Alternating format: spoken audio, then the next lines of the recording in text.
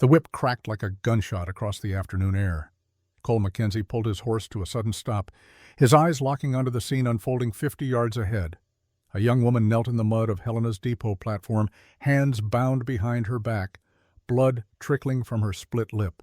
Above her stood a man in an expensive suit, leather whip still raised for another strike. "Get up, you worthless whore, I said, get up!" Victor Brennan's voice carried across the platform, thick with whiskey and rage. Cole's hand moved to his revolver before conscious thought could intervene. His fingers wrapped around the worn grip, familiar as breathing. The weight of it felt right, felt purposeful. For the first time in 5 years, something inside him stirred. Something he thought had died and been buried on a windswept hill overlooking Copper Ridge Ranch. "Lower the whip!" Cole's voice cut through the tension, cold as a Montana winter. Brennan spun around, face flushed red with anger and alcohol. His eyes swept over Cole with contempt. A working cowboy on a dusty horse. Nobody important. Nobody who mattered. "This ain't your business, cowboy. She's my wife. I'll do as I please." Cole dismounted with deliberate slowness, each movement calculated. His boots hit the wooden platform with solid thuds. Around them the depot crowd had frozen. 20 witnesses watching. 20 people who would do nothing. They never did. "I see a coward beating a defenseless woman," Cole said, his voice level, but carrying an edge sharp enough to draw blood. "That makes it my business." The woman looked up at him then. She couldn't have been more than 22 or 23, blue eyes wide with fear. Yes, but something else burned in their depths. Defiance, pride. Even kneeling in the mud with blood on her face, she held herself with dignity. That look. God help him, Sarah had worn that same expression. Cole forced the memory down, buried it deep where all his memories of Sarah lived. 5 years of practice had made him expert at the burial. "You don't know what you're interfering with," Brennan snarled, taking a step forward. The whiskey on his breath was evident, even from 6 feet away. "I have legal papers. She signed a contract. She belongs to me." The words hit Cole like physical blows. "Belongs to me," as if a human being could be owned like cattle or land. "Nobody belongs to anybody," Cole said quietly. Each word dropped into the silence like stones into still water. Brennan's face twisted with fury. His hand moved toward his belt, toward the pistol holstered there. Everything happened fast after that. 3 hours earlier, Cole had stood before 2 graves on a hillside behind his ranch house. Dawn had not yet broken fully. Frost clung to the grass. The words carved into the headstone stood out stark and permanent in the gray light. Sarah Mackenzie, beloved wife. 1856 to 1878, the light of my life. Samuel Mackenzie, our son. 1878 to 1878. An angel too soon returned to heaven. 5 years. 5 years, and the hole in his chest had not shrunk even a fraction. If anything, it had grown, a vast emptiness that consumed everything. "I'm riding into Helena today, Sarah." Cole spoke quietly, as he did every morning. Talking to the dead was madness, he knew. But it was his madness, and he clung to it. "Jake says we need more barbed wire for the north fence. Winter's coming early this year, I think. The cattle have started coming down from the high pasture already." The wind whispered through the long grass. Just wind, nothing more. But Cole wanted to believe otherwise. Sarah had died giving birth to Samuel. The doctor called it a rare complication. Hemorrhaging that could not be stopped. Cole had held her hand and watched the light fade from eyes that had been so full of life just hours before. She had smiled at him near the end, tried to speak. The words never came. Then she was gone. Samuel lived 3 hours, long enough for Cole to hold his son, long enough to feel the tiny chest rise and fall with labored breaths, long enough to sing a lullaby Sarah had taught him. Then the breathing stopped, so small, so fragile, gone. He buried them together, Sarah cradling Samuel in her arms, together in death as they should have been in life. Cole remained in hell. "Boss?" Jake Sullivan's voice broke through the morning stillness. The ranch foreman approached carefully, as he always did when he found Cole at the graves. "You need to eat something. Been 3 days now." "Not hungry." "Sarah wouldn't want to see you like this." Cole stood slowly, brushing dirt from his knees. "Sarah isn't here to want anything." The words came out harder than intended, but Jake didn't flinch. 5 years had taught him when to push and when to retreat. "I'm heading to Helena," Cole said. "You need anything?" Jake knew better than to argue. "Ammunition and medicine for Emma. She's got a cough again." Cole nodded, turned his back on the graves. He never looked back when he left. Looking back made leaving impossible. The ride to Helena took 2 hours, 15 miles of Montana wilderness, beautiful in the way that could make a man's heart ache. Autumn had painted the landscape in gold and crimson. The mountains stood purple against an impossibly blue sky. Sarah had loved this season. She used to say that nature was preparing for winter's sleep, showing off one last time before the long rest. Cole forced himself to think about ranch business. They needed 200 pounds of barbed wire. Grain prices were rising good for the bottom line. Jake wanted to hire 2 more hands for winter, but his thoughts kept circling back to Sarah, always back to Sarah. Was this his life now?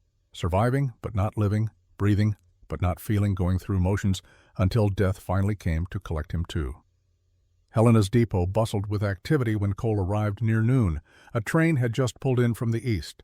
He was there to collect supplies old Sam had ordered from Butte, barbed wire and fence posts, mundane ranch business. That was when he saw her. 3 other women had stepped off the train moments before. Mail-order brides, he realized.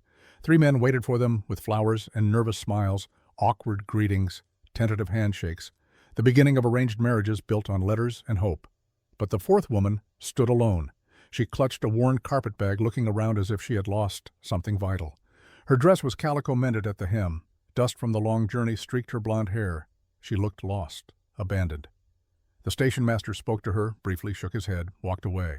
She stood there completely alone as the crowd swirled around her. Cole turned away. Not his problem. The territory was full of people who needed help. He could not save them all, could barely save himself. Then he saw Brennan.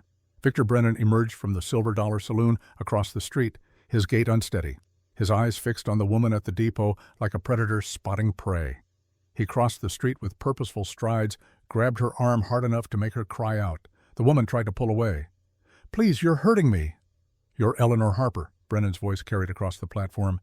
"Yes, but sir, you said in your letters that you had a farm." "I said, move."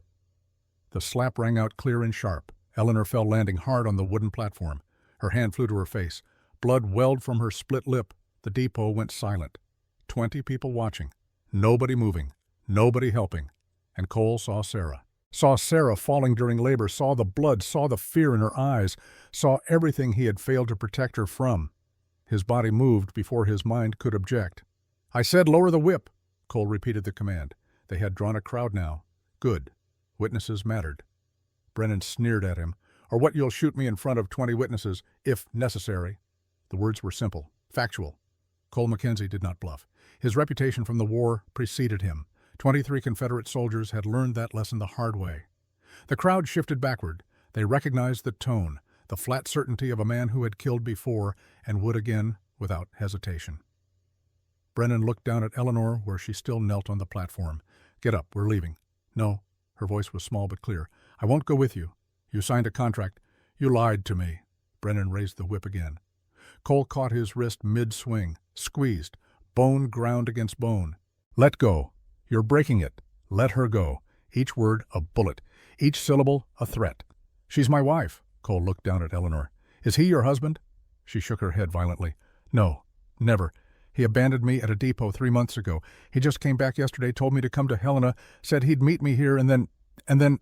Then he beat you for refusing," Cole finished. "The bitch owes me," Brennan shouted. "I paid for her train ticket, advertising costs. She owes me." Cole studied Brennan for a long moment, measured him, found him wanting. "How much? What? The train ticket, advertising. How much?" Brennan hesitated. His eyes darted. $100. A lie, obviously. But Cole did not care about the amount. He reached into his pocket, withdrew a thick stack of bills, counted out $200, handed it to Brennan. "Here, 200. Double what you claim. Now she owes you nothing." Brennan stared at the money. Greed warred with ego on his face. The greed was winning until pride reasserted itself. "She promised to be my wife. You can't buy out a marriage contract. You promised a farm. Who lied first?" The murmur from the crowd turned sympathetic. They were shifting toward Cole now. Public opinion was a powerful force, even on the frontier. Sheriff Marcus Dawson pushed through the onlookers. All right. Brennan, take the money and go. Mackenzie's paid more than fair. But she's mine. The law says go before I arrest you for public disturbance." Dawson's hand rested on his own pistol. The sheriff was bought and paid for by Senator Blackwood Cole, knew. But even corrupt lawmen had limits when public sentiment turned against them. Brennan snatched the money, his face twisted with rage. "You haven't seen the last of me, cowboy. She belongs to me. The law will prove it." "We'll see," Cole said flatly. Brennan stormed off, but he looked back 3 times. Each glance carried naked threat. Cole turned to Eleanor, extended his hand. "Are you hurt badly?" She stared at his hand as if it were something alien, something incomprehensible. Then slowly, carefully, she placed her small hand in his. Her fingers were cold, trembling, small and delicate, like Sarah's. "My name is Cole Mackenzie." He helped her to her feet. "I own Copper Ridge Ranch, 15 miles north. I need a cook." The lie came easily. Jake's daughter, Emma, cooked well enough for the hands, but it was all Cole could think to say. Eleanor looked at him with those blue eyes full of suspicion. "Why would you help me?" The question cut deep. Why indeed? Because she reminded him of Sarah, because hitting Brennan had made him feel alive for the first time in 5 years, because he was so desperate for purpose that he would cling to any excuse to matter again. "Because it's the right thing to do," he said simply. She studied him for a long moment, searching his face for deception, for hidden motives, for the trap that surely existed. Finally she nodded, just a small dip of her chin. "I accept." As Cole helped Eleanor into his wagon and they began the journey back to Copper Ridge, he did not know that this moment would change everything, did not know that saving this woman would save him in return. All he knew was that for the first time since burying Sarah and Samuel, he had felt something. Anger, purpose, the faint stirring of life in a heart he thought had died. Sometimes salvation comes not in the form we expect, but in the form we need. Cole Mackenzie thought he was rescuing Eleanor Harper from a brutal man and an uncertain fate. He did not yet understand that she was rescuing him from a slower, quieter death, the death of a man who had stopped living and merely existed among the ghosts of those he loved. The wagon rolled north toward Copper Ridge as the sun began its descent toward the mountains. Behind them, Helena faded into the distance. Ahead lay uncertainty, danger, and the possibility of something neither of them dared name yet: hope. Eleanor sat on the wagon bench beside Cole Mackenzie, maintaining a careful distance between them. Her worn carpetbag rested in the space separating them like an invisible wall. 15 miles stretched ahead. 2 hours of silence broken only by the creak of wagon wheels and the steady clip of hooves on hard-packed earth. Cole was not a man of many words, never had been. Sarah used to tease him about it, said he treated words like bullets, only using them when absolutely necessary. Without Sarah, he had become nearly silent altogether. But this silence felt different, heavy. Eleanor flinched each time the wagon hit a rut. Each time Cole shifted his weight or moved his hands on the reins, she tensed. "You don't need to fear me," Cole finally said. Eleanor jumped at his voice. "I'm not afraid." The lie was obvious, but Cole let it stand. "The ranch has a separate kitchen building. You'll have your own bedroom, complete privacy. And in exchange, what do you want?" The question came out sharp, defensive. Cole understood. Nothing in this world came free. Men always wanted something, always expected payment of one kind or another. "Cook for 10 men, 3 meals a day, keep the kitchen clean." He kept his eyes on the road ahead. "That's all. Truly, I don't lie." Cole glanced at her for the first time since leaving Helena. "I'm not Victor Brennan." Eleanor met his gaze, searching, looking for deception, looking for danger, finding something else instead. Grief perhaps, loneliness, honesty. "Why are you doing this?" she asked again. Cole considered his answer carefully. The truth, he did not fully understand it himself. Seeing her beaten had broken something open inside him. 5 years of frozen grief had cracked. For one blazing moment, he had felt alive again. "My wife died 5 years ago," he said quietly. "Childbirth. We lost both her and the baby." Eleanor drew in a sharp breath. "I'm so sorry." "Since then, I've been existing. The ranch runs, the cattle eat, I breathe, but I'm not living. And today I saw him hit you, and something woke up. First time in 5 years, I felt anything. Anger, the need to protect someone, life."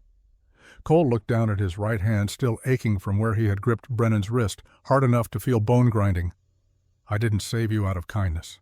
I saved you because I needed to save someone, needed a purpose. Otherwise, I'm going to die right alongside Sarah and Samuel." Silence fell again. Then Eleanor spoke, her voice barely above a whisper. "My parents died of typhoid fever in 1881. My sister moved to California. I stayed in Cincinnati, worked the textile mill 12 hours a day.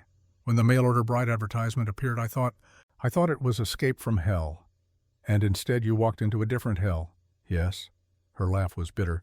"Brennan abandoned me at Copper Ridge Depot 3 months ago. No money, nowhere to go. Another rancher hired me as cook, Daniel Calloway. Good man, honest." Cole knew Daniel, respected him. "Why were you in Helena then?" Brennan sent a letter last week. Said to meet him and Helena, that he'd make things right, marry me properly. I refused. He threatened to sue Daniel, claimed Daniel was holding his property. Eleanor's voice shook. I didn't want Daniel in trouble because of me. I went to Helena to tell Brennan clearly that I didn't belong to him, but when I said it, he hit you. Yes, Cole's jaw clenched tight enough to ache. Brennan won't bother you again. How can you know? Because if he comes back, I'll kill him. Simple. Factual. A statement of intent, not a threat. Eleanor studied his profile in the fading light, saw no bravado, no empty posturing, just quiet certainty. Have you killed before? In the war. 23 men. Cole did not avoid her eyes. I'm not proud of it, but I'd do it again if I needed to protect someone I care about. I'm not your responsibility. You are now. Cole's voice was firm. I paid $200. You work for me, and I protect my people. For the first time since Helena, Eleanor smiled. Small, tentative, but genuine. You're a strange man, Mr. Mackenzie. Call me Cole. No need for formality in a wagon. Then, Cole. She tested his name on her tongue. I'm Ellie. Just Ellie. Ellie. He nodded once. They rode in renewed silence, but this time it felt different, more comfortable, almost peaceful. When Copper Ridge Ranch appeared on the horizon painted gold by the setting sun, Ellie gasped. You said a ranch. This is an estate. Cole shrugged. 15 years of building, 6,200 acres, 2,500 head of cattle, 10 cowboys year-round. Your wife must have been very proud. She helped build it. Sarah could herd cattle as well as any man. The warmth in Cole's voice was impossible to miss. This was our dream. Now it's just my house. The wagon stopped before the kitchen building. Jake Sullivan emerged, his weathered face creasing with confusion at the sight of a strange woman. Boss, who's this?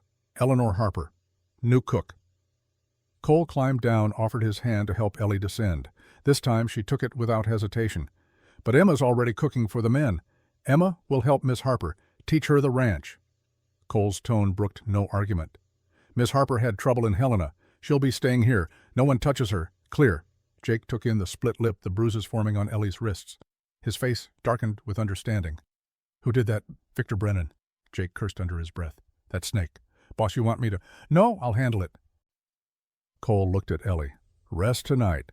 Breakfast is at 5 tomorrow morning. Jake will show you the kitchen. Ellie nodded, suddenly exhausted.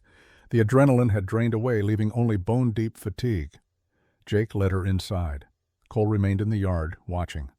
A slender girl of 14 came running out, dark braids flying. Uncle Cole, who is that? Someone who needs help, Emma. You'll be kind to her. Emma. Sullivan had lost her mother to pneumonia 4 years prior. She understood loss, understood the need for kindness in a harsh world.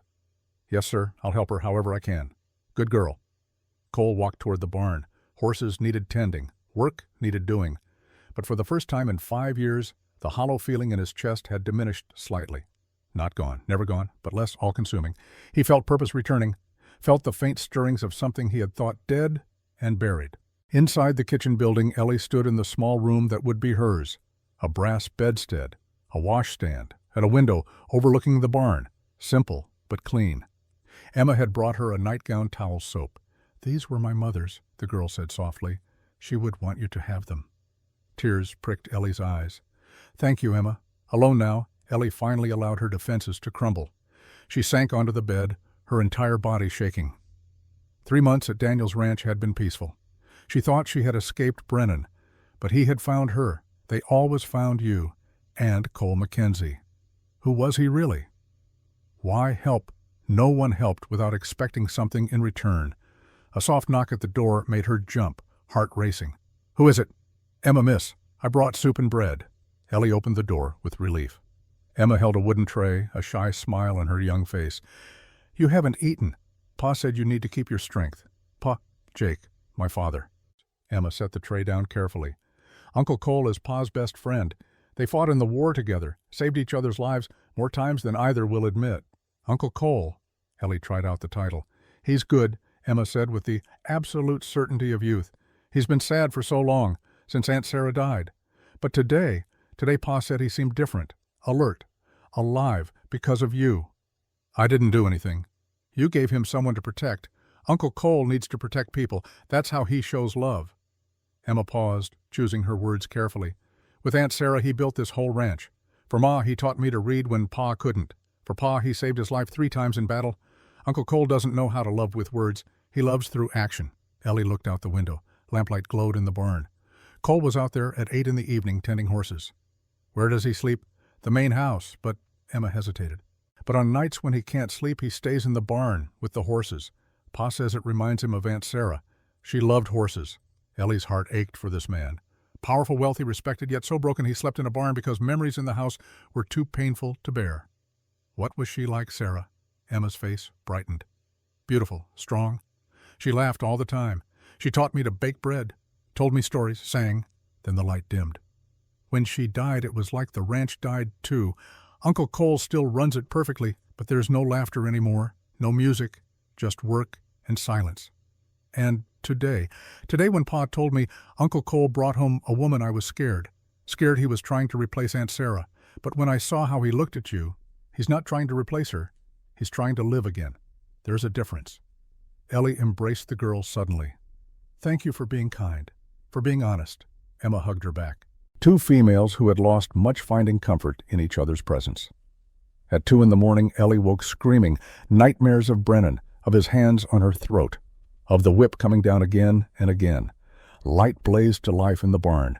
30 seconds later, Cole burst out, rifle in hand, wearing only pants and boots. His chest was bare hair, disheveled from attempted sleep. What happened? Who's attacking? He scanned the darkness, searching for threats. Ellie appeared at her window. I'm sorry, a nightmare. I didn't think. Cole lowered the rifle, breathing hard. You're safe. Yes, just Brennan. I dreamed he was... Cole walked closer to the window. He's not here. You're safe on this ranch. How can you be sure he could come? Jake is watching the gate. Old Sam is guarding the barn. Tommy has the north fence. And I hear every sound within 100 yards. He tapped the rifle. No one enters this property without my knowledge. You set up guards. Brennan threatened to return. I believe threats. Cole's voice was steel. Sleep now. I'll keep watch. You don't have to. I can't sleep anyway. The admission came quietly. Haven't slept properly in 5 years. Keeping watch gives me purpose. Ellie looked at him, this man carrying such unbearable weight, yet still trying to protect her, despite his own brokenness. Cole, yes. Thank you. Not just for today. For making me feel like a person, not an object. Something in Cole's expression softened. It was the first time Ellie had seen past the armor. You are a person, Ellie. You deserve respect. Any man who treats you otherwise is a fool. He turned to go back to the barn, but Ellie called out once more. Cole, you sleep in the barn. A pause. Yes. Because of the horses. Because it's easier. Easier than the main house. Easier than the ghosts. The confession hung in the night air. Good night, Ellie. He walked back to the barn. The lamplight flickered on again. Ellie watched him go, her mind racing. She did not sleep again that night, but not from fear of Brennan, from thoughts of Cole Mackenzie standing guard through the dark hours, despite his own pain. 3 days later, after Ellie had cooked breakfast to the amazed satisfaction of 10 hungry cowboys, Cole found her in the kitchen garden. Can you ride a horse? The question surprised her. A little. My father had plow horses. I rode sometimes. Good. I need to check the north fence line. You're coming with me. Me. Why? The truth was, Cole did not want to leave her at the ranch unguarded. Brennan had not appeared yet, but Cole trusted threats. Better to keep Ellie close. You need to learn the ranch if you're going to live here, he said instead. Suspicion flickered in her eyes, but she agreed. They rode side by side an hour later. Ellie on a gentle mare named Daisy, Cole on his warhorse Ranger. Montana autumn spread before them in all its devastating beauty. All of this is yours. Ellie gestured at the endless landscape. As far as you can see, north and west. 6,200 acres, bought piece by piece over 15 years. It must have taken incredible work. Sarah and I built it together. She worked as hard as any man.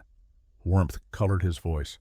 She drove cattle, branded calves, mended fences, all while wearing a dress and bonnet. Ellie smiled. She sounds remarkable. She was. A pause. She also wanted children, many children, a house full of laughter. That's why she tried to get pregnant, even though the doctor warned of risks. The doctor warned her. Cole nodded, his face darkening. Sarah had a weak heart, rheumatic fever as a child. The doctor said pregnancy was dangerous, but Sarah wanted a child so badly, she said she'd rather live a short life with a baby than a long one without. So she made her own choice. Yes, and that choice killed her. Killed Samuel, too. Cole's hands tightened on the reins until his knuckles went white. Sometimes I'm angry at her for leaving me, for choosing the baby over me. Then I hate myself for being angry. Ellie reached out, touched Cole's hand where it gripped the leather. Those feelings are valid. Grief isn't rational. It just is. Cole looked down at her small hand covering his, the first nonviolent human touch he had experienced in 5 years. He did not pull away. "Thank you," he whispered. They rode in companionable silence, their hands occasionally brushing together.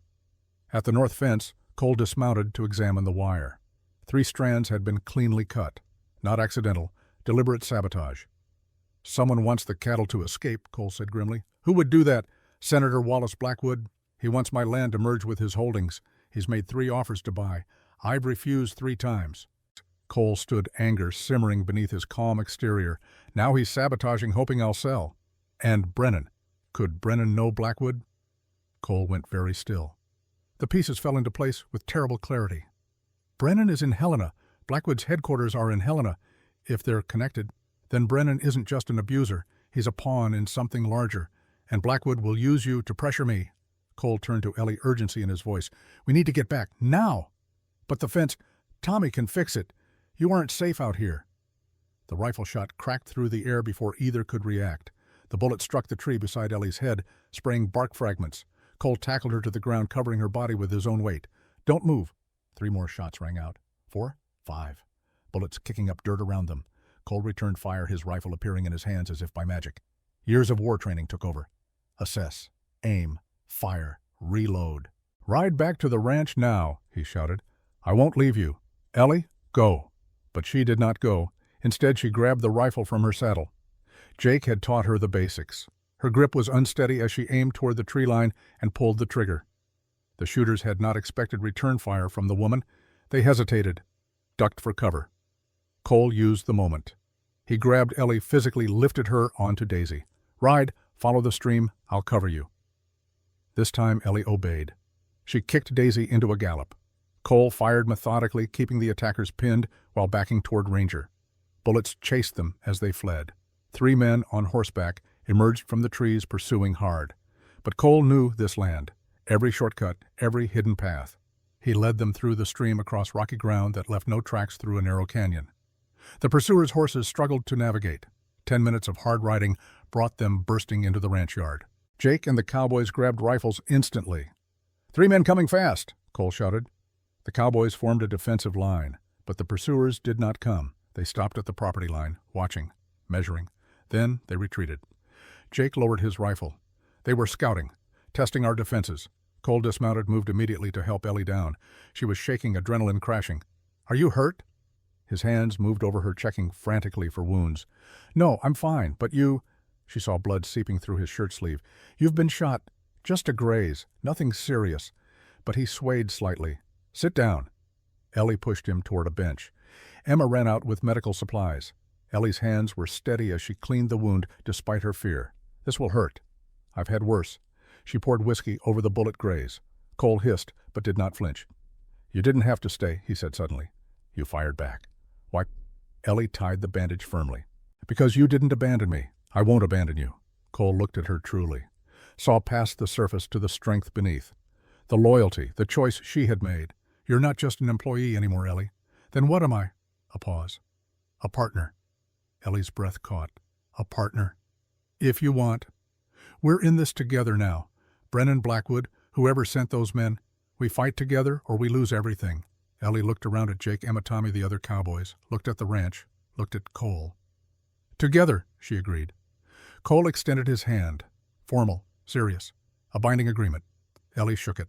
The partnership was sealed, not with pretty words or romantic gestures, but with blood bullets, and the simple choice to stand beside someone when running would have been easier. Sometimes salvation comes through fire. Sometimes trust is born in violence. And sometimes 2 broken people find wholeness not despite their wounds, but because of them. The war for Copper Ridge had begun, and neither Cole Mackenzie nor Eleanor Harper knew just how high the cost would climb before the final reckoning arrived. 3 days after the ambush at the north fence, Cole found Ellie behind the barn at dawn. She stood before 3 wooden targets Jake had set up, a rifle cradled awkwardly in her arms. Her stance was all wrong. Feet too close together, shoulders hunched. grip uncertain. "May I?" Cole's voice came from behind her. Ellie jumped, nearly dropping the weapon. "I didn't hear you." "That's a problem if someone's sneaking up on you." He moved closer, his boots silent on the hard-packed earth. "You need to learn to do this properly. What happened at the fence? That was luck. Next time, luck might not be enough." She turned to face him. The bruises on her face had faded to yellow and green, but they were still visible, reminders of Brennan's violence. "Jake showed me the basics yesterday. I thought I'd practice." "Jake's a good shot, but he learned to fire standing in a line with other soldiers. That's not what you need."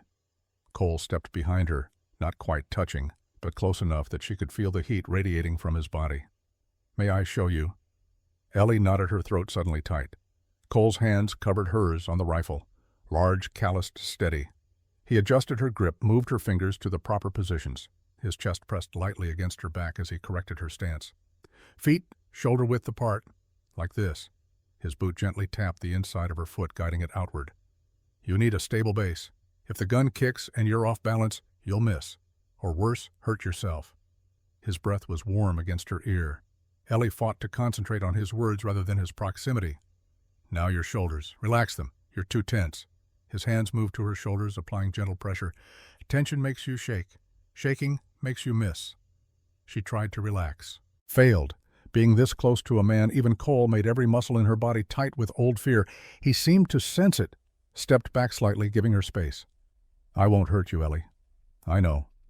And somehow she did know. Cole Mackenzie might be capable of terrible violence. 23 men dead in the war, but not toward her. Never toward her. She forced her shoulders down, breathed. "Better. Now sight along the barrel. See that knot in the center target? Focus on it. Only it. Everything else disappears." Ellie squinted down the barrel. The knot wavered in and out of focus. "Breathe in, let half the breath out. Hold, then squeeze the trigger. Don't pull, squeeze, gentle." She followed his instructions. Breathed in, exhaled halfway, held, squeezed. The rifle cracked. The recoil slammed into her shoulder, but her stance held. 50 yards away, the center target splintered. Not a bullseye, but close. Very close. "Damn!" Jake's voice came from the barn door. He stood watching, arms crossed. "Boss, I've never seen you that patient with anyone, not even the greenest ranch hand." Cole stepped fully away from Ellie, now color rising in his neck. "She learns fast." "Uh-huh." Jake's knowing smile was impossible to miss. "Emma's got breakfast almost ready. Better come eat before Tommy devours everything." As they walked toward the kitchen, Jake fell into step beside Cole. "Boss," he said quietly, "you know what you're doing, teaching her to shoot. She needs to know how to defend herself." "That's not what I'm asking." Cole stopped walking, looked his oldest friend in the eye. "I don't know, Jake. I don't know what I'm doing. I just know that when she's around, the house doesn't feel as empty. The work doesn't feel as pointless. And for the first time in 5 years, I wake up with a reason to get out of bed." Jake studied him for a long moment. "Sarah wouldn't want you to stay frozen forever. This isn't about Sarah." "Isn't it?" "You've been half dead since we buried her. Now there's light in your eyes again." Jake gripped Cole's shoulder. "I'm not saying forget her. I'm saying maybe it's time to live again. For her. For you." Before Cole could respond, a rider appeared on the eastern road, one of Blackwood's men recognizable by the brand on his horse. The rider stopped at the gate, didn't dismount, just tossed a letter toward the porch and rode off. Cole picked it up. His jaw clenched as he read. "What is it?" Ellie had come out of the kitchen. "Court summons." Cole's voice was granite. "Brennan is suing for breach of contract and kidnapping. Court date is 3 weeks from today." The words hung in the air like an executioner's blade. That afternoon, Cole rode into Helena with Jake. They needed to understand what they were facing. The territorial courthouse was a squat stone building that smelled of old paper and older grudges. Sheriff Dawson met them on the steps. The lawman's face was carefully neutral. "Mackenzie, heard about the summons. You know this is horseshit, Marcus." Cole kept his voice level, despite the anger simmering underneath. "What I know doesn't matter. Brennan filed legal papers. Judge has to hear the case. Brennan's being backed by Blackwood. Everyone knows it." Dawson looked around, making sure no one was in earshot. "Off the record, you're right. Blackwood wants your land. Has for years. But he can't just take it not with your title clear. So he's trying another way. Tarnish your reputation. Make you look like a kidnapper. Force you to sell to clear your name. And you're letting him do it." Dawson had the grace to look ashamed. "I've got a wife and 3 kids, Cole. Blackwood owns half this territory. He says jump, I ask how high. That's how it works. That's how corruption works. Maybe so, but it keeps food on my table. The sheriff straightened. Look, I'm telling you this as a warning. Brennan's got witnesses lined up, people who saw you pay him money and take the girl. They'll make it sound like you bought her like livestock. And the Judge Thompson is in Blackwood's pocket too. Cole felt the walls closing in. So we've already lost. In this court probably, but Dawson hesitated. There's a circuit judge, Thaddeus Harrison from Denver, honest as they come, hates corruption like poison. He'll be in Montana Territory next month. If you could get him to hear the case instead. How? File an appeal. Claim local prejudice. It's a long shot, but Harrison might take it, especially if there's evidence of Blackwood's interference. Cole gripped Dawson's hand. Thank you. Don't thank me. I'm still going to enforce whatever Thompson rules. I have to. But I can tell you where Harrison's staying when he gets to Butte. He passed Cole a slip of paper. Now get out of here before someone sees us talking. Back at the ranch that evening, as twilight painted the ranch in shades of purple, Cole found Ellie at the horse corral. She stood watching Daisy and the other mares, her hands resting on the top rail of the fence. She sat on the steps staring out at the sunset, painting the mountains purple and gold. Beautiful, isn't it? She said without turning. Yes. But Cole was looking at her, not the mountains. She turned, caught his gaze. Something passed between them. Unspoken. Electric. The court case, she said finally. If we lose, they'll make me go back to Brennan. That won't happen. How can you be sure you heard the sheriff? The judge is bought. The witnesses are lying. The law is against us. Cole sat beside her on the steps. Not touching, but close. Then we fight harder. We get a different judge. We find proof of Blackwood's corruption. We do whatever it takes. Why? The question burst from her. Why are you fighting for me? You barely know me. I'm nobody. A factory worker who answered a fake advertisement. Why risk everything? Cole was quiet for a long time. When he spoke, his voice was rough with emotion. When Sarah died, I died too. Part of me, anyway. The part that felt joy, hope, purpose. I kept the ranch running because it's what she would have wanted. But I was just going through motions. A ghost pretending to be alive. He looked at Ellie directly. Then I saw Brennan hit you. Saw you kneeling in that dirt with blood on your face, but your head still high, still defiant. And something in me woke up. Something I thought was dead forever. What? The need to protect. To matter. To stand for something again. His hand moved toward hers, stopped just short. I know that's selfish, using you to feel alive again, but it's the truth. Ellie's hand closed the distance, her fingers interlaced with his. It's not selfish. You gave me safety when I had none, dignity when I'd been treated like property, a home when I was lost. Her voice shook. I was so scared. Scared the court will give me back to him. Scared of what he'll do, but with you beside me, I feel like maybe we have a chance. Cole squeezed her hand. We do have a chance. I promise you, Ellie.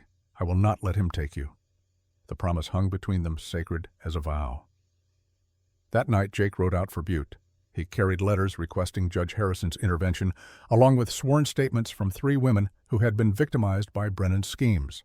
Cole had found them through contacts in Helena, Mary Thompson, Sarah Chen, Catherine O'Brien, each with the same story, promises of marriage and prosperity, abandonment and abuse. But finding the women and getting them to testify were different matters. They were terrified of retaliation. Brennan had connections. Blackwood had power. Speaking out could mean losing everything. Only Mary had agreed to testify. The others had refused, fear written on their faces. The next day brought worse news. Cole was working in the south pasture when he saw smoke, black, thick, rising from the direction of the ranch buildings. His heart stopped. He kicked Ranger into a gallop, covering the 3 miles in minutes that felt like hours. The hay barn was fully engulfed flames, leaping 50 feet into the air. Cowboys ran with buckets, but it was futile. The structure was lost. But that wasn't the worst of it. Tommy lay in the dirt 20 feet from the burning barn, blood spreading from his shoulder. Emma knelt beside him, her dress soaked red, pressing a cloth to the wound. What happened? Cole dropped to his knees beside them. Raiders, Tommy gasped. 6 of them, torched the barn, shot at us when we tried to stop them, got me in the shoulder. Did you see their faces? No. Masked. But one of them. He laughed when he shot me, said Blackwood sends his regards. Cole's vision went red. Pure rage, hot and blinding. He stood, fists clenched. Boss? Jake's voice cut through the fury. Tommy needs the doctor, and we need to secure the ranch. They might come back. Cole forced himself to think tactically. Assess.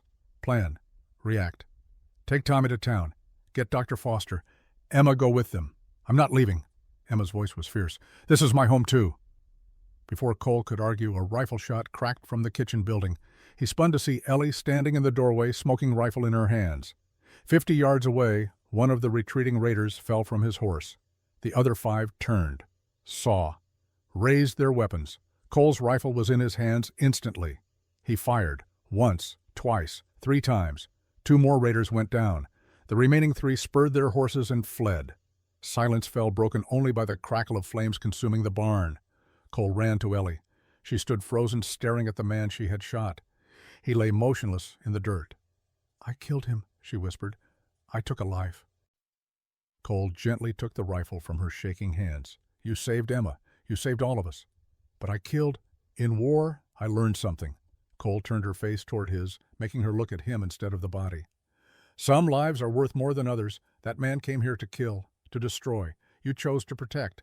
That's not murder. That's survival." Ellie collapsed against his chest, shaking. Cole wrapped his arms around her, held her as the reality crashed over her in waves. That night, after the barn had burned to ash and Tommy had been treated by the doctor, Cole found he could not sleep. He paced the main house, rage and fear warring inside him. They had crossed a line. Before it had been threats, sabotage. Now it was attempted murder. And the message was clear. Drop the court case or people would die. He found Ellie sitting in the kitchen, unable to sleep as well. Her hands cupped a mug of coffee, but she wasn't drinking. "Cole?" Her voice was small. "I should leave." "Before someone else gets hurt." "No. They attacked because of me, burned your barn, shot Tommy, all because Brennan wants me back and Blackwood wants to use me against you." Tears streaked her face. "I can't let anyone else die for me." Cole sat across from her, reached across the table, took both her hands in his. "If you leave, they win. Brennan gets to abuse you. Blackwood gets my land. Evil triumphs because we were too scared to fight. But Emma, Tommy, Jake, they could die."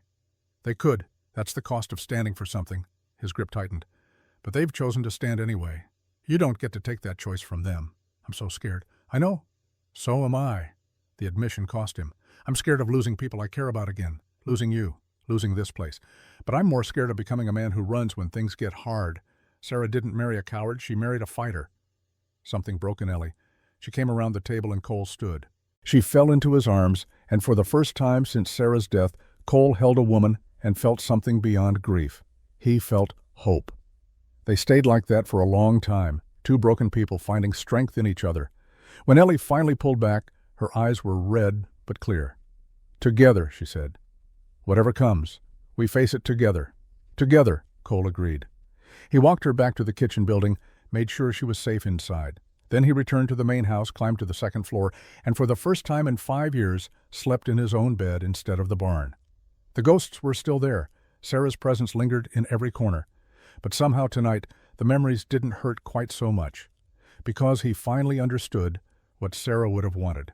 Not for him to die with her, but to live, to fight, to find purpose again. And he had found it in a woman with blonde hair and blue eyes who had knelt in the dirt but refused to be broken. The war for Copper Ridge would get worse before it got better. Cole knew that. Blood had been spilled. Lines had been crossed. The enemy had shown they were willing to kill. But Cole Mackenzie had also shown he was willing to fight. And this time, he wasn't fighting alone. 3 weeks until the court date. 3 weeks to gather evidence. 3 weeks to prepare for battle. The real war was just beginning. And Cole intended to win. Not for himself, for Ellie, for Emma, for Jake and Tommy, and every person who had chosen to stand with him against corruption and cruelty. For Sarah's memory and the future he was finally allowing himself to imagine. The sun would rise tomorrow on Copper Ridge Ranch, and when it did, Cole Mackenzie would be ready. The telegram from Butte arrived on a cold morning 10 days before the trial. Jake tore it open with shaking hands, read it twice, then let out a whoop that brought everyone running. Judge Harrison agreed to hear the case. He's overriding Thompson's jurisdiction, citing evidence of local corruption. Cole felt something loosen in his chest. A fighting chance. That was all they needed. "When does he arrive?" Ellie asked. 5 days? He'll hold court in Helena on the original date. Jake's grin faded as he kept reading. "But there's a condition. We need solid evidence of Blackwood's involvement. Witness testimony from Brennan's other victims. Financial records linking Blackwood to Brennan. Without it, Harrison says his hands are tied." Cole nodded. "Then we get evidence." 2 days later, Cole and Jake rode into Helena under cover of darkness. They had 3 names, 3 women who had answered Brennan's advertisements, 3 potential witnesses who could prove a pattern of fraud and abuse. Mary Thompson lived above the general store working as a seamstress. When she opened her door and saw Cole, fear flooded her eyes. "Please," she whispered, "I can't help you. I told your friend that." "I know you're scared," Cole said gently. "But if Brennan isn't stopped, he'll keep doing this. More women will suffer. And if I testify, I'll be the one who suffers." Mary's hands twisted her apron. "You don't understand. Brennan has friends, powerful friends. The last woman who spoke against him, they found her in an alley, beaten so badly she lost an eye." Jake swore under his breath. "We can protect you," Cole tried. Can you protect me every minute of every day for the rest of my life?" Mary's laugh was bitter. "I survived Brennan, barely. I rebuilt my life. I won't throw it away to help a stranger. Her name is Eleanor," Cole said quietly. "She's 22 years old. She worked in a textile mill 12 hours a day before Brennan lured her west with promises of a better life. Now he's trying to claim her like property. If we don't stop him, he'll take her back. He'll hurt her, maybe kill her, and then he'll move on to the next woman, and the next." Mary's eyes filled with tears. "I'm sorry, I truly am, but I can't. Please go." The door closed in their faces. Sarah Chen refused to even open her door. Catherine O'Brien had moved, leaving no forwarding address. They returned to the ranch empty-handed and heavy-hearted. "We'll find another way," Jake said, but his voice lacked conviction. Cole said nothing, just stared at the horizon where storm clouds were gathering. That night, as Cole checked the perimeter one final time before bed, he heard movement in the barn. Hand on his pistol, he eased the door open. Ellie stood in Daisy's stall, brushing the mare's coat with long, soothing strokes. She didn't turn when Cole entered. "Couldn't sleep?" he asked. "Every time I close my eyes, I see that man falling from his horse, the one I shot." Her hands kept moving mechanical.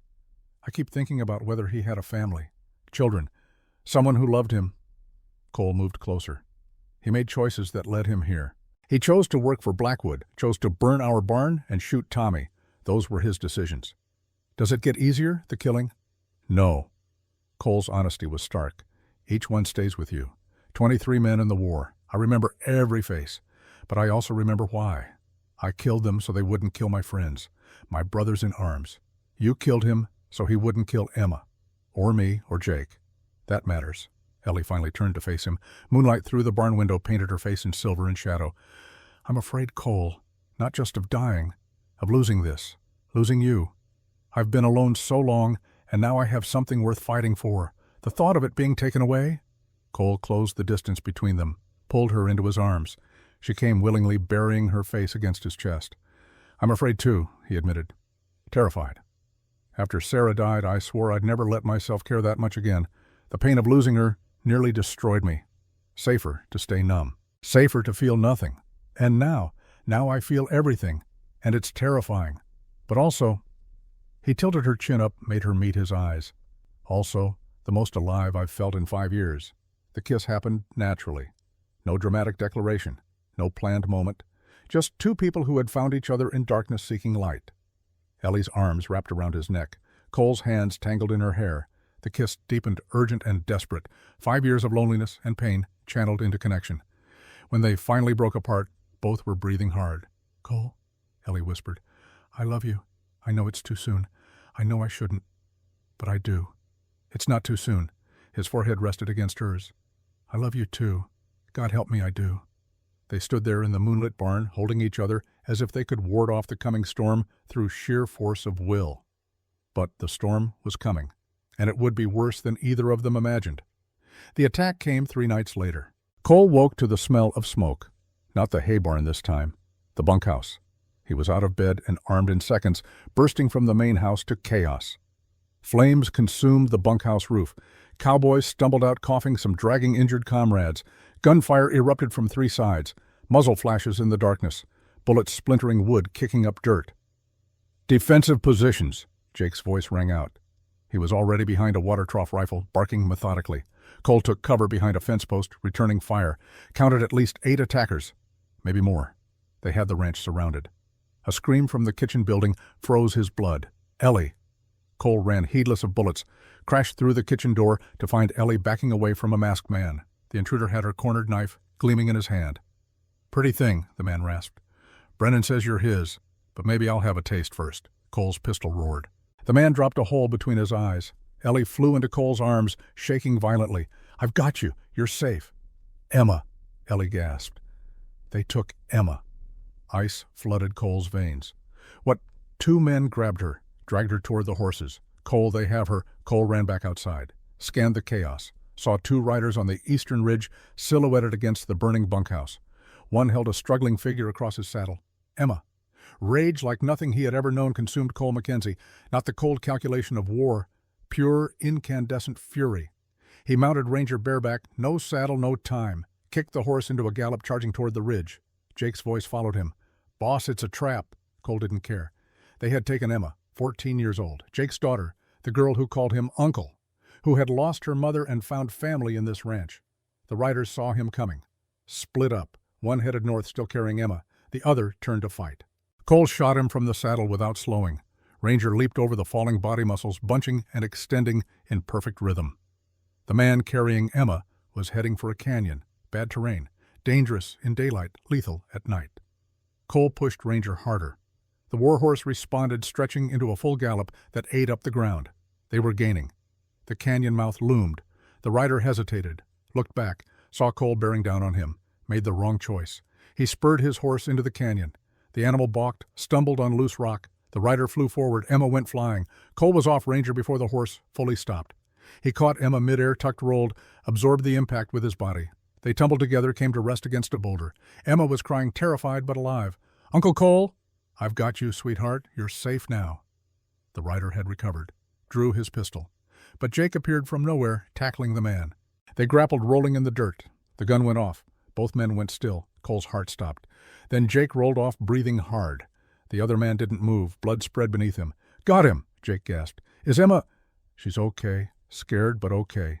Jake crawled over, pulled his daughter into his arms. Emma sobbed against his chest. "Papa, I was so scared." "I know, baby girl, I know, but you're safe now. Uncle Cole got you. He'll always get you." Emma looked over at Cole, her young face streaked with tears and dirt. Her mouth opened as if to say something, then closed. She buried her face against Jake's chest again. But Cole had seen it, the word that almost came, the title she had almost given him. Not yet, but soon. They returned to find the ranch battle over. 3 of Blackwood's men dead, 2 captured. The rest had fled. The bunkhouse was a total loss, still burning, but no one had died. Tommy had taken another bullet, this time in the leg, but Dr. Foster said he would recover. As dawn broke over Copper Ridge, painting the smoke-filled sky in shades of red and gold, Cole gathered everyone who could stand.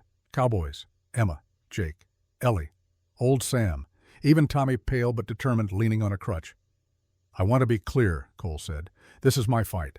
Brennan wants Ellie. Blackwood wants my land. You don't have to stay. Any man who wants to leave, ride out now. No judgment, no hard feelings." No one moved.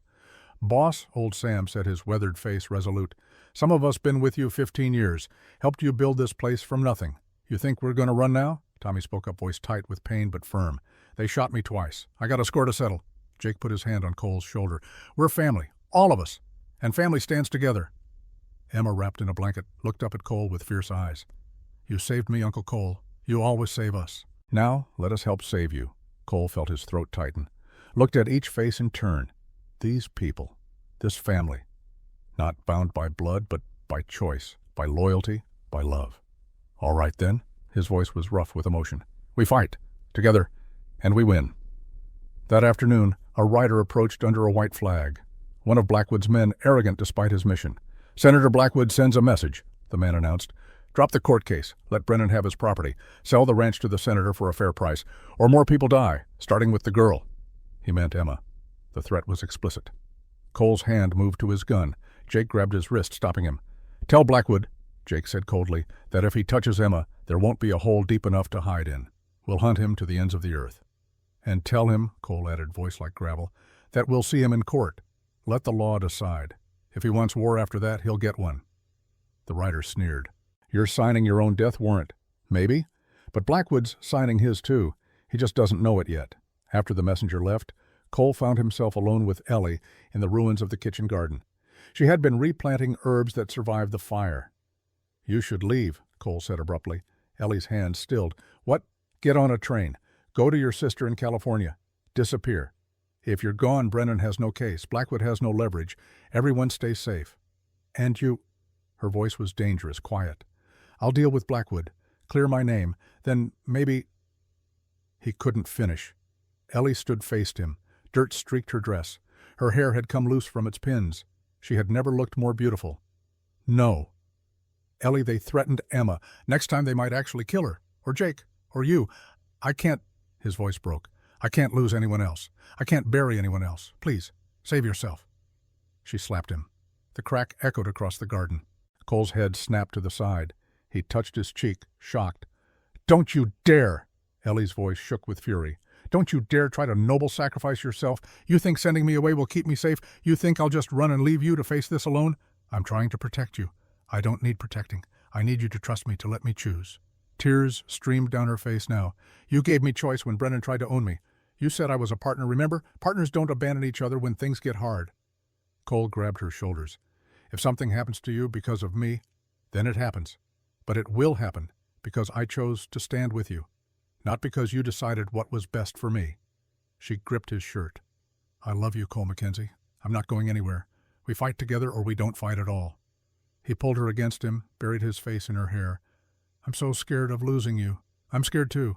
But being apart, being safe but alone, that's worse than any danger we face together." They stood there as the sun set, holding each other in the ruins of what had been. Around them, the ranch lay, battered but unbroken. The family they had built remained intact. Tomorrow they would ride to Helena. Tomorrow they would face Judge Harrison, Victor Brennan, and Senator Blackwood in a court of law. Tomorrow they would fight for justice, for love, for the right to build a life on their own terms. But tonight, Cole Mackenzie held the woman he loved and allowed himself to believe that maybe, just maybe, they could win. That maybe second chances were real. That maybe a man who had buried his heart could find it beating again in the arms of someone who chose him. Not because she needed rescue, but because she wanted partnership. Not because she had nowhere else to go, but because she had found home. The trial was 3 days away. 3 days to gather what evidence they could. 3 days to prepare for battle. 3 days until everything they had built would either stand or fall. But whatever happened, they would face it together, and somehow that made all the difference. The Helena courthouse stood like a monument to frontier justice, its stone walls weathered by Montana winters and summer storms. On the morning of November 5, 1883, a crowd gathered on its steps. News of the trial had spread. Copper Ridge Ranch versus Senator Wallace Blackwood's interests. A mail-order bride versus her supposed owner. The corruption everyone whispered about finally dragged into daylight. Cole helped Ellie down from the wagon. She wore her best dress mended and pressed. Her hair was pinned up properly, but her hands shook as she smoothed the fabric. "I can't do this," she whispered. "All those people staring, judging." "You can." Cole's hand found hers, squeezed. "You're the bravest person I know. You survived Brennan, survived being abandoned, killed a man to protect Emma. You can survive a courtroom." Jake appeared with Emma, both dressed in Sunday clothes. Tommy limped behind them on his crutch, his leg still healing. Old Sam and 5 other cowboys formed a wall around them. Protection and support made visible. They entered together. The courtroom was packed, every seat filled. People standing along the walls. Cole recognized faces, ranchers, merchants, working men who had suffered under Blackwood's corruption for years. They were here to watch, to see if the law could still mean something in Montana territory. Victor Brennan sat at the plaintiff's table, looking smug in an expensive suit. Beside him sat his lawyer, a weasel-faced man named Thornton, who was known for bending the law until it broke. At the defense table waited Judge Thaddeus Harrison's recommended lawyer, a young man named Samuel Porter. Too young, Cole had thought when they met. Fresh from law school in Denver. But Harrison had vouched for him, and Harrison's word carried weight. Senator Wallace Blackwood sat in the front row of the gallery, radiating power and menace, his eyes locked onto Cole's promising retribution, regardless of the verdict. The bailiff called out, "All rise! The Honorable Judge Thaddeus Harrison presiding." Harrison entered like a force of nature, 60 years old, with iron-gray hair and eyes that had seen through every lie ever told. He had been a prosecutor before becoming a judge. Before that, a Union colonel who had hunted down war criminals. This was not a man who could be bought or intimidated. "Be seated." Harrison's voice filled the room. "We are here to hear the case of Victor Brennan versus Cole Mackenzie and Eleanor Harper. Mr. Brennan claims breach of contract and unlawful interference. Let's proceed." Thornton smoothed his jacket. Your Honor, the case is simple. Miss Eleanor Harper entered into a legal contract with my client, Mr. Brennan. She agreed to travel to Montana Territory to become his wife. Mr. Brennan paid for her passage, her room, and board, all expenses associated with her relocation. He produced papers, letters in Ellie's handwriting, the advertisement from the Cincinnati newspaper, receipts for train tickets. When Miss Harper arrived, she refused to honor this agreement. Mr. Mackenzie then interfered, paying my client money and removing Miss Harper from the depot. This constitutes theft of property and unlawful interference with a valid contract. Murmurs rippled through the courtroom. Property, he had said, property. Furthermore, Thornton continued, Mr. Mackenzie has kept Miss Harper at his ranch for 3 months. She resides on his property, works in his employ. The nature of their relationship raises serious questions about his intentions and her virtue. The implication hung in the air, ugly and deliberate, that Cole had bought Ellie for immoral purposes, that she was his kept woman. Cole's hands clenched into fists under the table. Porter put a restraining hand on his arm. Your Honor, Thornton concluded, we ask that Miss Harper be remanded to Mr. Brennan's custody immediately, that Mr. Mackenzie be fined for his interference, and that damages be paid for the suffering my client has endured. Harrison's expression gave nothing away. Mr. Porter, your response. Samuel Porter stood. Young, yes. But when he spoke, his voice carried conviction. Your Honor, this is not a breach of contract case. This is a case of fraud, abuse, and human trafficking disguised with legal paperwork. Brennan half rose from his seat. Thornton pushed him back down. Porter approached the bench. Mr. Brennan advertised for a wife promising a farm in partnership. When Miss Harper arrived, she discovered no farm existed. Mr. Brennan had lied about everything. When she questioned him, he abandoned her at the depot with 17 cents to her name. That's a lie, Brennan shouted. Harrison's gavel cracked like a gunshot. Mr. Brennan, you will remain silent or I will have you removed. Continue, Mr. Porter. 3 months later, Mr. Brennan contacted Miss Harper again, demanded she meet him in Helena. When she refused to accompany him, he beat her in public. Mr. Mackenzie witnessed this assault and intervened. He paid Mr. Brennan $200, not to purchase Miss Harper, but to satisfy any financial claim Mr. Brennan might have had for travel expenses. This was reimbursement, not purchase. Porter turned to face the gallery. The real question here is whether a woman can be owned through a mail-order bride contract, whether false promises and violence can be enforced by law. If we rule in Mr. Brennan's favor, we're saying that women are property, that lying to induce someone into a contract makes that contract valid, that abuse is legal as long as paperwork exists. The courtroom erupted, people shouting agreement, others calling for order. Harrison's gavel rang out again and again. Silence! I will clear this courtroom if necessary. The noise subsided. Harrison looked at Porter. Do you have evidence of Mr. Brennan's fraud? We have testimony from witnesses who saw the assault. We have letters from Mr. Brennan making promises he never intended to keep. And we have... Porter hesitated. We attempted to locate other women Mr. Brennan defrauded. We found 3. All were too afraid to testify. Harrison's eyes narrowed. Afraid of what? Retaliation, Your Honor. From Mr. Brennan. From his associates. The implication was clear. Harrison's gaze moved to Blackwood. The senator stared back, defiant. Mr. Porter, without witnesses, you have only Miss Harper's word against Mr. Brennan's. Then we ask Miss Harper to testify. Harrison nodded. Call your witness. Ellie stood on unsteady legs. Cole squeezed her hand one final time before she walked to the witness stand. The bailiff swore her in. Porter approached gently. Miss Harper, please tell the court how you came to Montana Territory. Ellie's voice was barely audible. I saw an advertisement. Mr. Brennan said he owned a farm, that he wanted a partner, not a servant, that he valued intelligence and capability over beauty. It seemed like a chance for a better life. What was your life like in Cincinnati? I worked at the Hamilton textile mill, 12 hours a day, 6 days a week. The air was full of cotton dust. It was killing me slowly. When my parents died, I had nothing left there. The advertisement seemed like hope. And when you arrived in Copper Ridge, Mr. Brennan wasn't there. The station master said no one by that name lived in the area. I waited all day. He never came. I had 17 cents, no family, nowhere to go. Tears streamed down her face now. The courtroom was silent, hanging on every word. Another rancher hired me as cook. I thought I was safe. Then, 3 months later, Mr. Brennan sent a letter. He'd been in Helena the whole time. He wanted me to come there, said he'd make things right. Why did you go? He threatened to sue the rancher who had hired me. I didn't want to cause trouble for someone who had shown me kindness. I went to Helena to tell Mr. Brennan I wouldn't marry him. And what happened? Ellie touched her lip where the scar from Brennan's blow had faded but not disappeared. He hit me, called me a whore, said I belonged to him, that he'd paid for me, and I owed him. What did you do? I refused. He hit me again, knocked me down, drew a whip. Her voice broke. I thought he was going to kill me. Then Mr. Mackenzie intervened. Porter let that sink in. Miss Harper, did you ever agree to marry Mr. Brennan? No. I agreed to meet him to see if we were compatible. The contract I signed said I would travel to Montana and give the arrangement a fair chance. It didn't say I had to marry him regardless of circumstances. And when Mr. Mackenzie offered you employment, did you feel you had a choice? Yes, he made it clear I had complete freedom. My own room, my own money. If I wanted to leave, I could. I stayed because I chose to. One final question. Has Mr. Mackenzie ever treated you with anything but respect?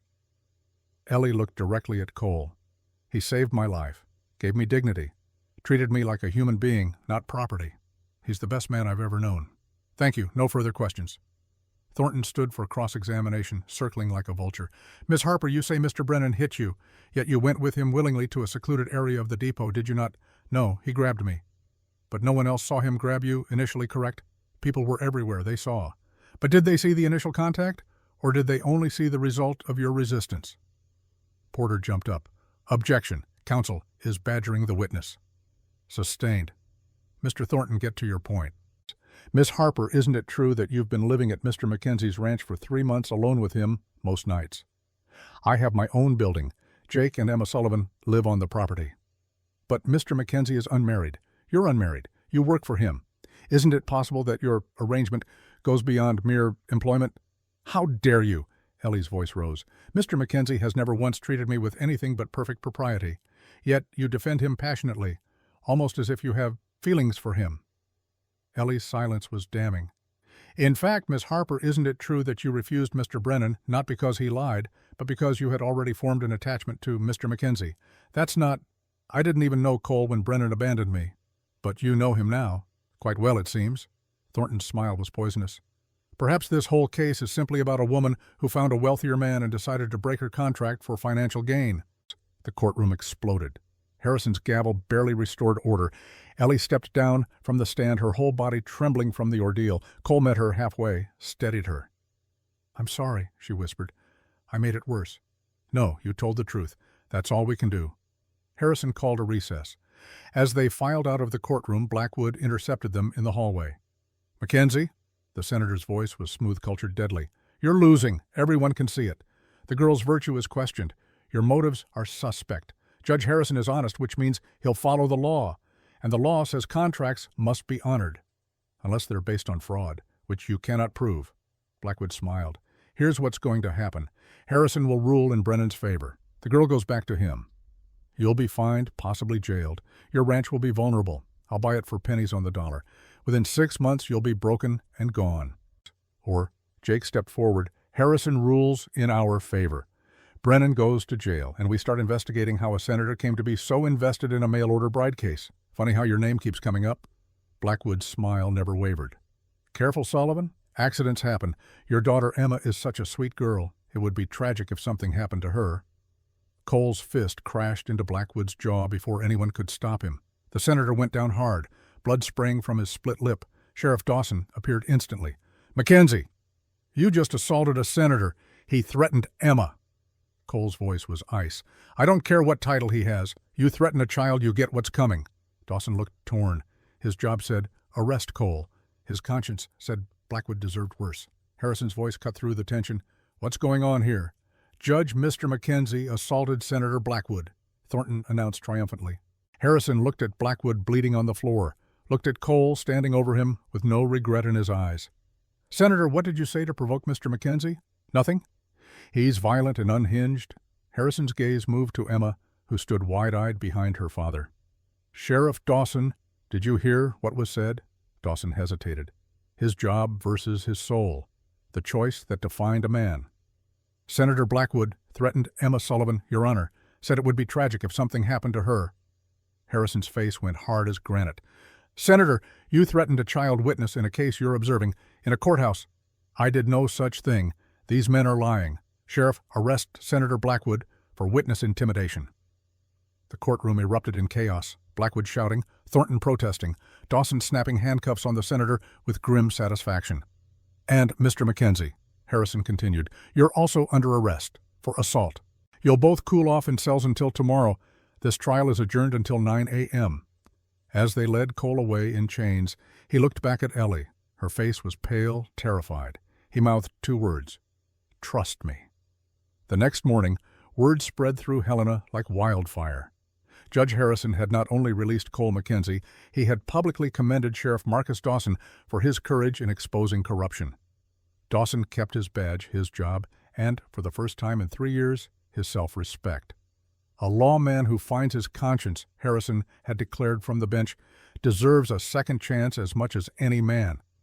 Then the cell door clanged shut, and Cole Mackenzie sat in darkness, wondering if he had just destroyed their last chance at justice, or if he had finally found the leverage they needed to win.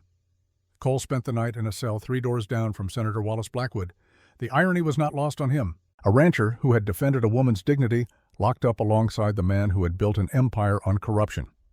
At midnight, Sheriff Dawson appeared at Cole's cell. "I need to tell you something," the lawman said quietly. "Something that's been eating at me for 3 years. Cole sat up on the hard bunk. "I'm listening." "Blackwood has files, records of every dirty deal, every bribe, every threat he's ever made. He keeps them as insurance. If anyone turns on him, he threatens to release information that would destroy them." Dawson's voice was heavy with shame. "He has files on me. Things I did when I was younger, stupid things, criminal things.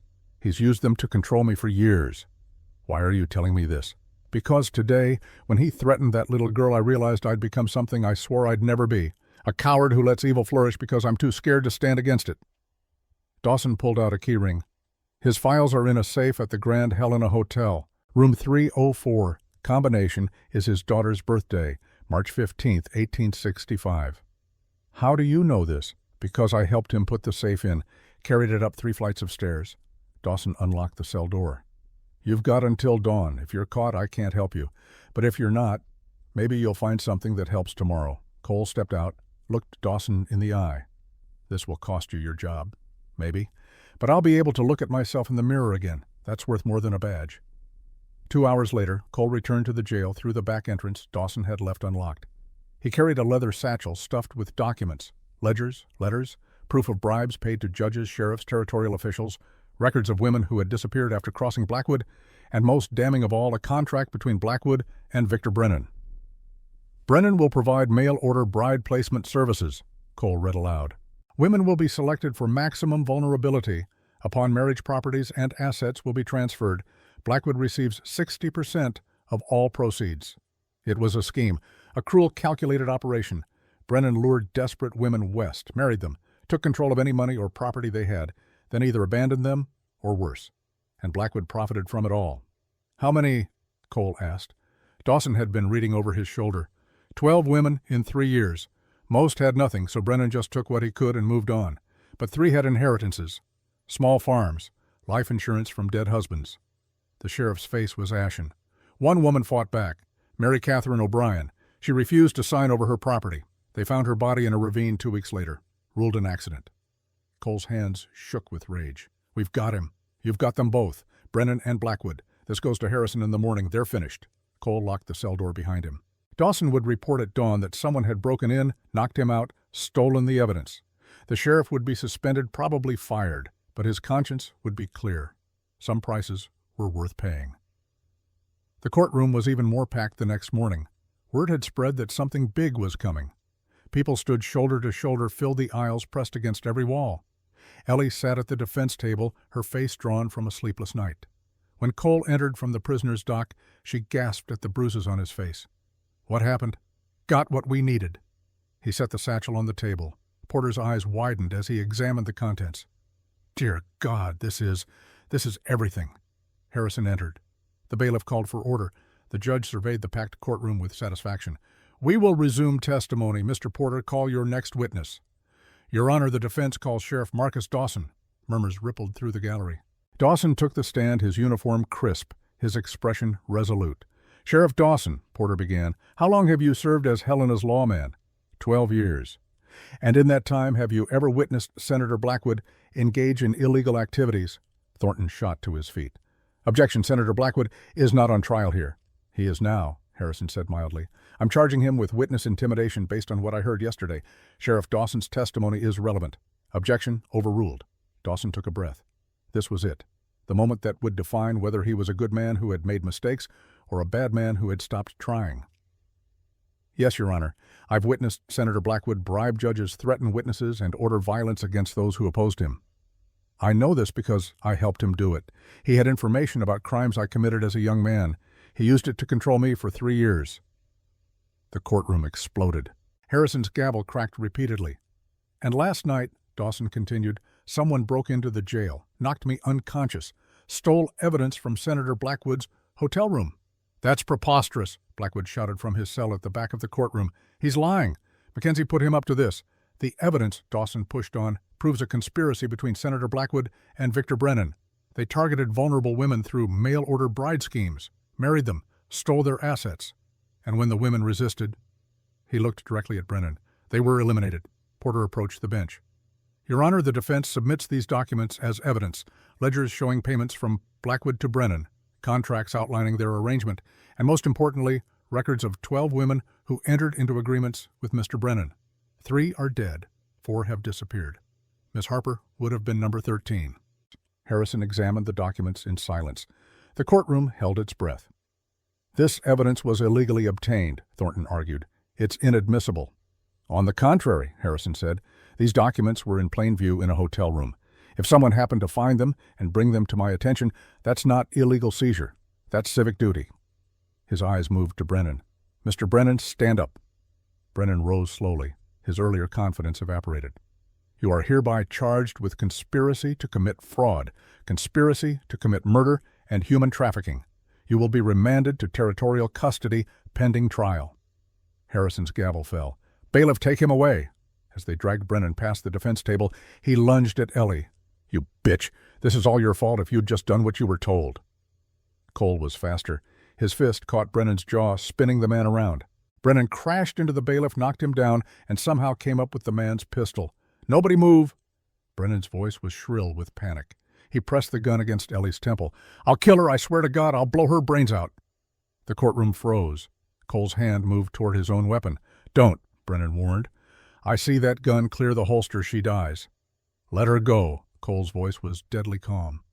Your fight is with me. My fight is with everyone. You took everything from me, my business, my reputation, my freedom. Spittle flew from Brennan's lips. If I can't have her, nobody can. His finger tightened on the trigger. 3 things happened in the space of a heartbeat. Cole drew his pistol with the speed that had kept him alive through 4 years of war. Ellie grabbed Brennan's wrist, forcing the gun away from her head, and Emma, sitting in the front row, screamed, No! Brennan turned at the sound, distracted for just a fraction of a second. Cole's bullet struck Brennan's hand. The gun flew from his grip, skittering across the courtroom floor. But Brennan wasn't finished. His uninjured hand dove for his boot, came up with a knife. He grabbed Ellie around the throat blade, pressed against her skin. I'll cut her throat. Back away. Cole didn't back away. He advanced, slow, steady, inexorable. You're going to die today, Brennan. The only question is whether you die quick or slow. Let her go. I'll make it quick. I'll kill her. Then I'll spend the rest of my life making sure you suffer first. They were 5 feet apart. 4. 3. Ellie went suddenly limp, dead weight in Brennan's arms. He stumbled, grip loosening. She twisted, drove her elbow into his ribs, broke free. Cole covered the last 2 feet in a single bound. His hand closed around Brennan's wrist. Squeezed. Bones cracked. The knife fell. Then Cole's fist drove into Brennan's face. Once, twice, 3 times. Years of rage poured into each blow. Rage for Sarah's death, for Samuel's, for every moment of loneliness and pain, for what Brennan had tried to do to Ellie. Mackenzie. Harrison's voice cracked like thunder. Enough! Cole's fist hovered ready to strike again.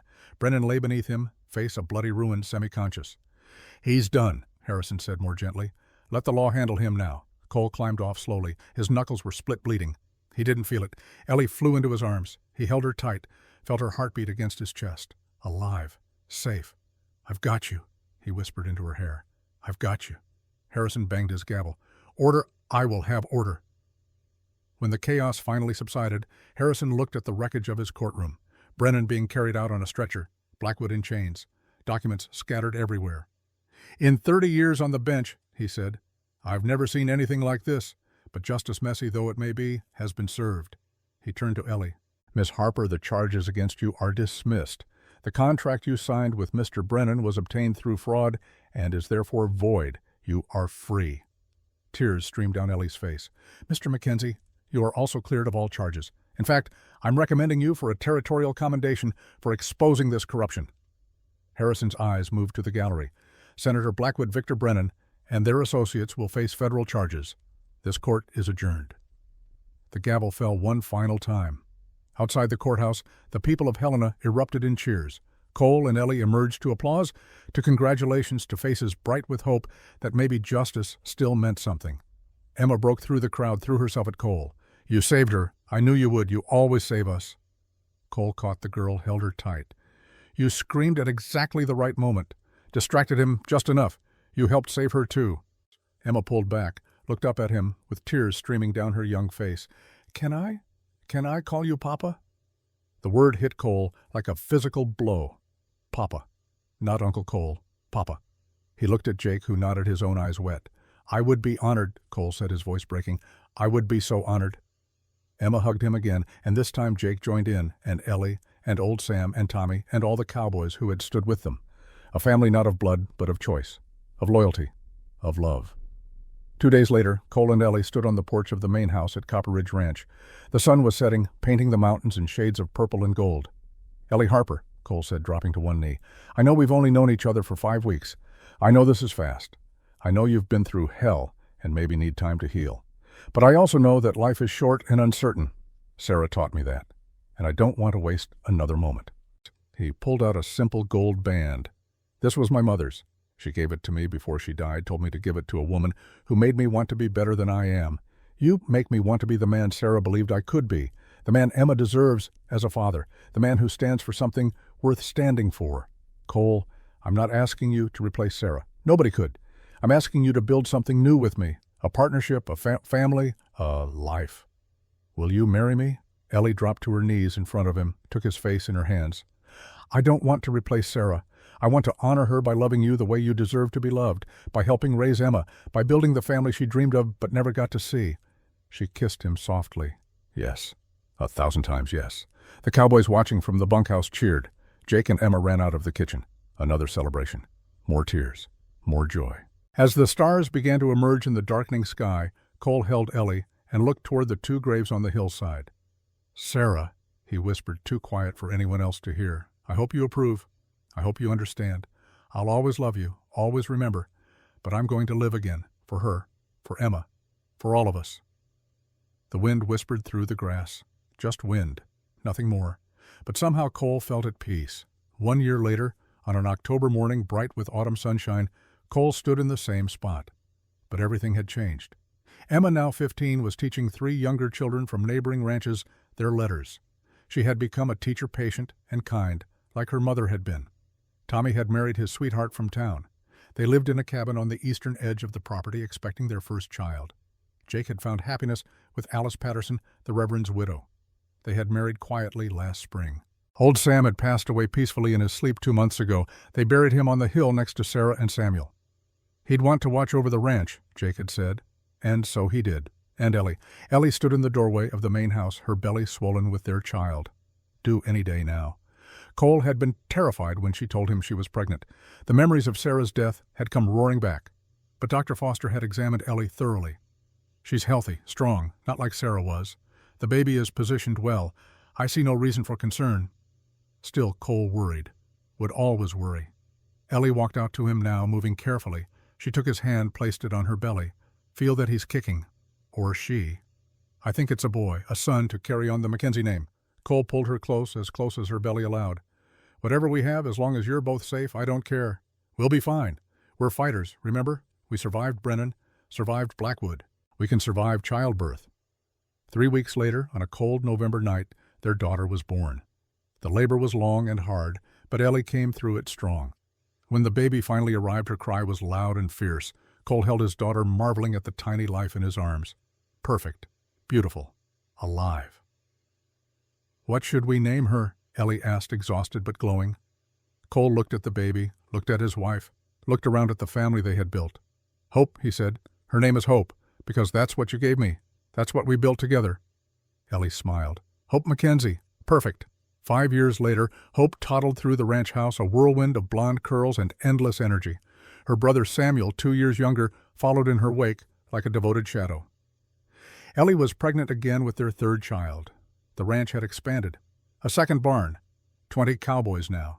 Jake had become full partner, his experience and Cole's vision, creating something even greater than what Sarah had dreamed. Emma, 19, now taught at the new schoolhouse they'd built for the region's children. She had 3 marriage proposals that year alone, but turned them all down. "I'm not ready yet, Papa," she told Cole. And he respected that, respected her choice. Tommy and his wife had 2 children of their own. The ranch had become what Cole and Sarah had always envisioned. A community, a family. But the best moments were the quiet ones. Cole and Ellie on the porch after the children were asleep, hands intertwined, watching the stars emerge over the Montana sky. "Do you ever miss it?" Ellie asked one such night. "The quiet, before all this chaos." Cole looked at the house full of life and laughter. Not for a second. 10 years became 15. 15 became 20. As the years passed, Hope grew. She was followed by Samuel, named for the brother who had died too soon. Then came Grace, and finally young Jake, named for the man who had stood beside Cole through everything. The ranch prospered. Cole's testimony had brought down not just Blackwood and Brennan, but an entire network of corrupt officials. Montana Territory had been cleaned up, at least partially, and Cole Mackenzie had become a symbol of what an honest man could accomplish when he stood for what was right. But he never forgot where he came from, never forgot the woman buried on the hill who had loved him first and given him dreams to chase. Every year on the anniversary of Sarah's death, he brought flowers to her grave, sometimes alone, sometimes with Ellie, always with gratitude. "Thank you," he would say, "for loving me, for building this place with me, for giving me the strength to go on after you were gone. I hope you're proud of what we've built. I hope you're watching over Hope and Samuel and Grace and Jake. I hope you know you'll never be forgotten." The wind would whisper through the grass, and Cole would return to the house, to the family waiting for him, to the life that had risen from the ashes of his grief. 25 years after Eleanor Harper arrived at the Copper Ridge Depot, Cole Mackenzie sat on his porch as an old man. His hair was white, his hands gnarled with arthritis, but his mind was sharp and his heart was full. Ellie sat beside him, still beautiful, still fierce, still the woman who had saved him by letting him save her. Their grandchildren played in the yard, Hope's 3 children, Samuel's twin boys, Grace's daughter, a new generation growing up on land their family had fought for and won. "Do you ever regret it?" Ellie asked. "Taking on Brennan and Blackwood? All the danger, the violence." Cole thought about it. "No, because everything worth having requires a fight. This ranch, this family, you. I'd do it all again without hesitation, even knowing how close we came to losing everything, especially knowing that the things we risk everything for are the only things that matter." As the sun set over Copper Ridge Ranch, painting the sky in shades of fire and gold, Cole Mackenzie reflected on the journey that had brought him here. He had been a dead man, going through motions, existing, but not living.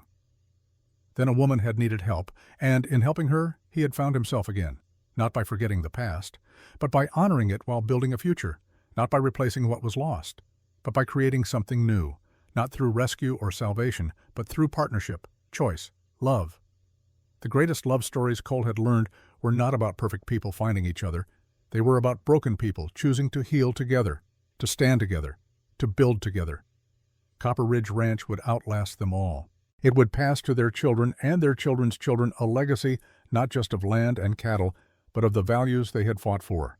Justice, dignity, the worth of every human being, the power of choice over circumstance. And somewhere on a hillside overlooking it, all 3 graves stood eternal watch. Sarah Mackenzie, who had dreamed this place into being.